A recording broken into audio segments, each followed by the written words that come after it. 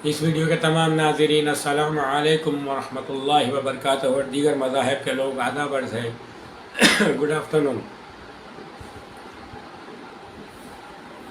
मैं सैयद यूसुफ अली आप तमाम लोगों के सामने तबीयत ख़राब होने के बावजूद, आवाज़ बैठ चुकी है ज़्यादा पानी, ठंडा पानी, फ्रिज का पानी इस्तेमाल करने की वजह से, लेकिन इस आवाज़ में भी इंशाअल्लाह ताला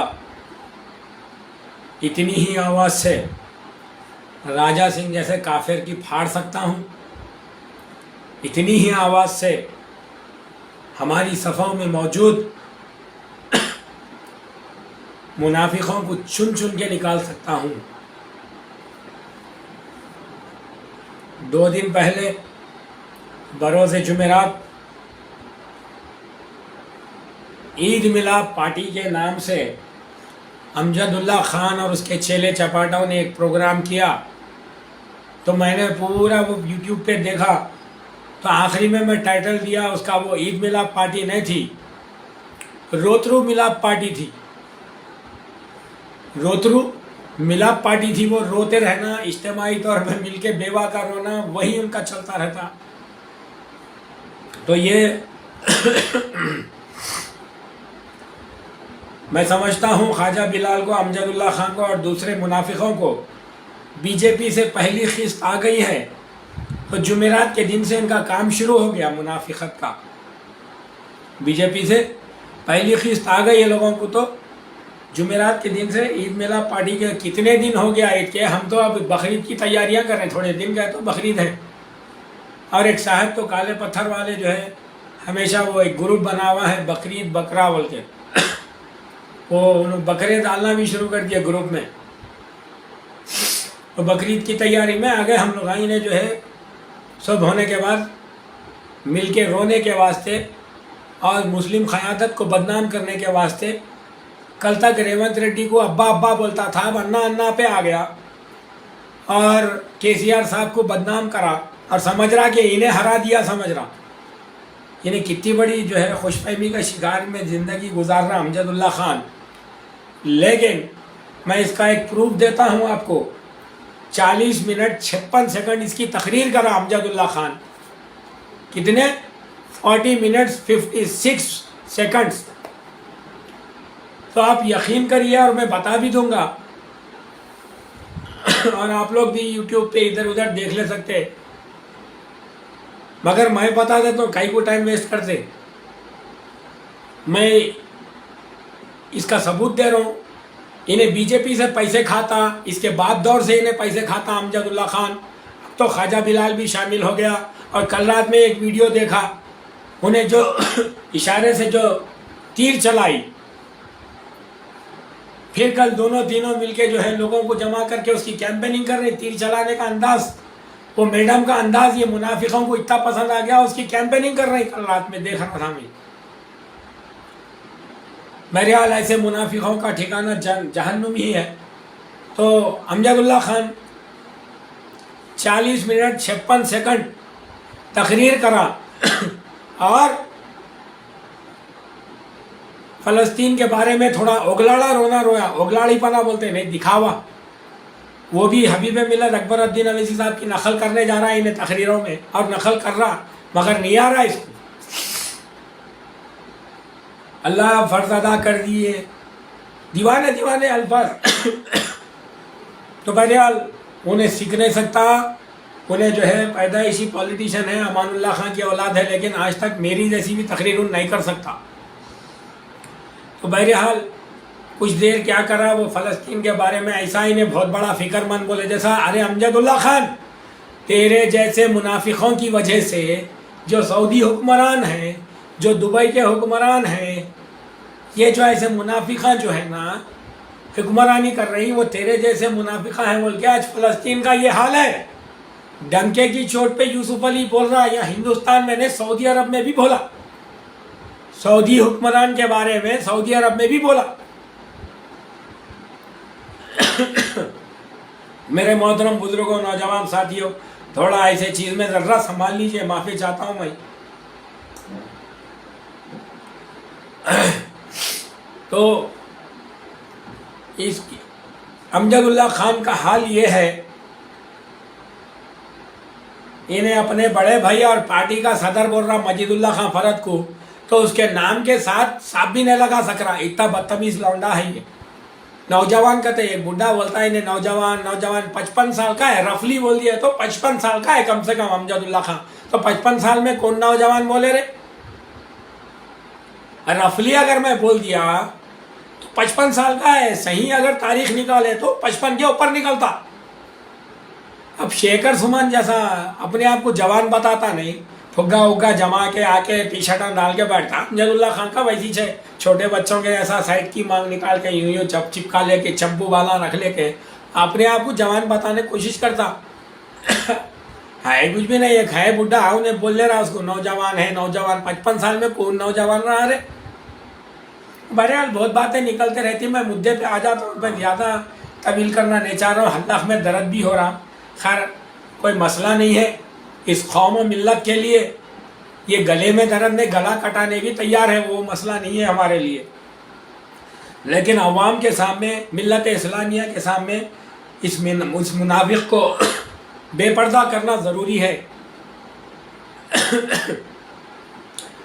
तो ये 40 मिनट 56 सेकंड की तकरीर में आप लोग जानते हैं मस्जिद की तरफ इशारा करके तीर चलाने वाली के ताल्लुक से या बीजेपी के ताल्लुक से कितनी देर बोला इन्हें कई मिनट तो 10-12 मिनट तो बेवा का रोना, वही मजलिसी कायदीन अकबर साहब के ऊपर रोना शुरू कर दिया, असद साहब के ऊपर रोया। और फिरका वाराना मसले हो रहे तो कहाँ है दोनों भाइयाँ पूछ रहे, अरे वो दलिंदर अमजदुल्ला खान, अरे वो बैटरी तो था, अब तू 4 खंदिल भी है तू।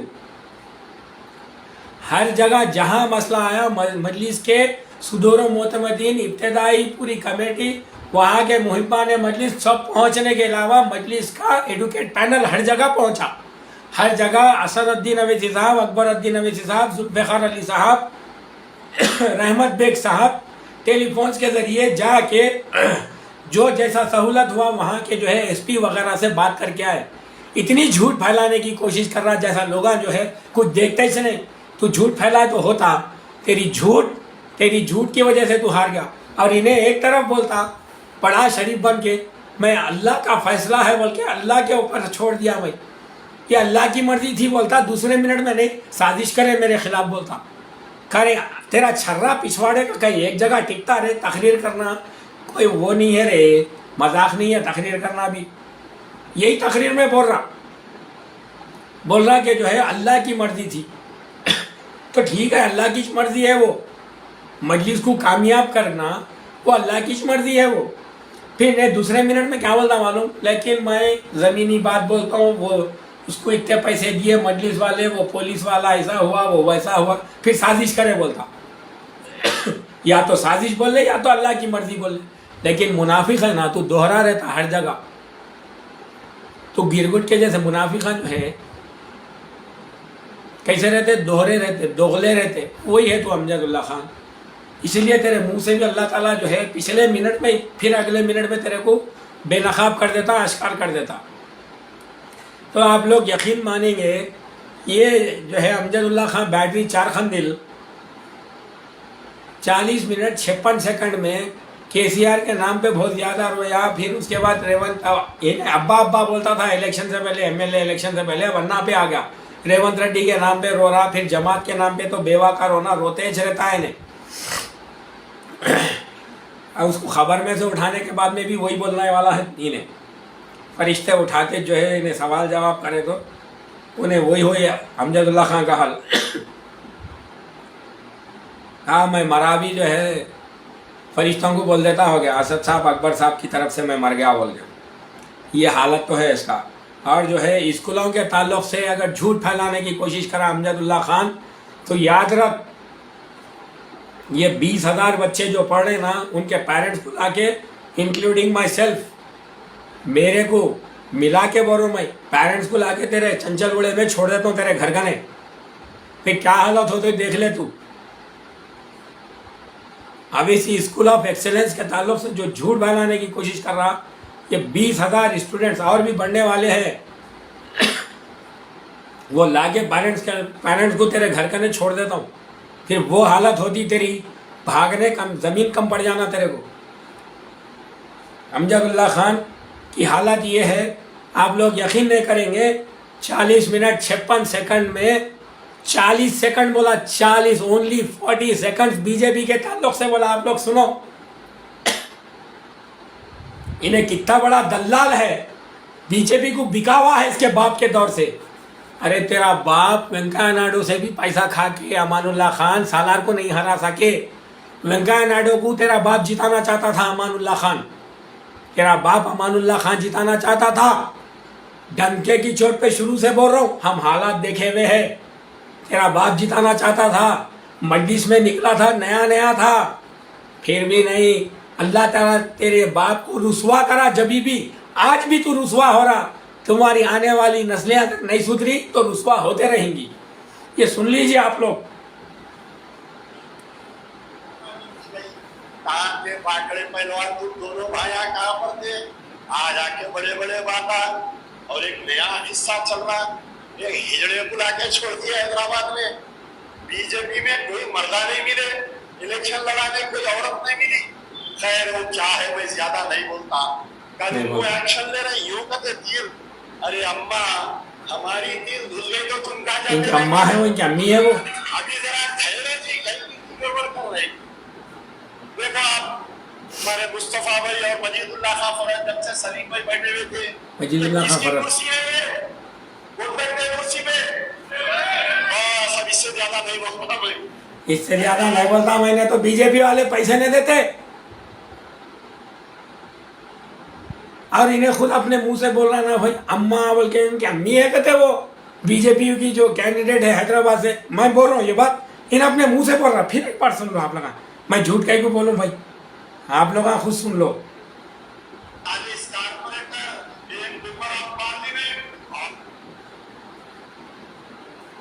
इनकी अम्मी है कहते, इन्हें बोल रहा ना, सुन लो आप लोग। क्या है, मैं ज्यादा नहीं बोलता। कल वो एक्शन ले रहे, यूं कहते तीर, अरे अम्मा अम्मा, समझ गए अब आप लोग। इसके मुंह से अल्लाह ताला निकालते जा रहा है ये अल्फाज। इसके अम्मी है कहते वो, अरे अम्मा, 40 सेकंड बोला भाई, इसके बाद कुछ नहीं बोला।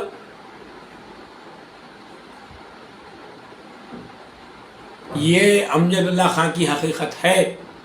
बड़े भाई को और इन्हें सदर बोलता पार्टी का, तो मजीदुल्लाह खां फरहत साहब बोलने नहीं आ रहा, इतना बदतमीज है इन्हें।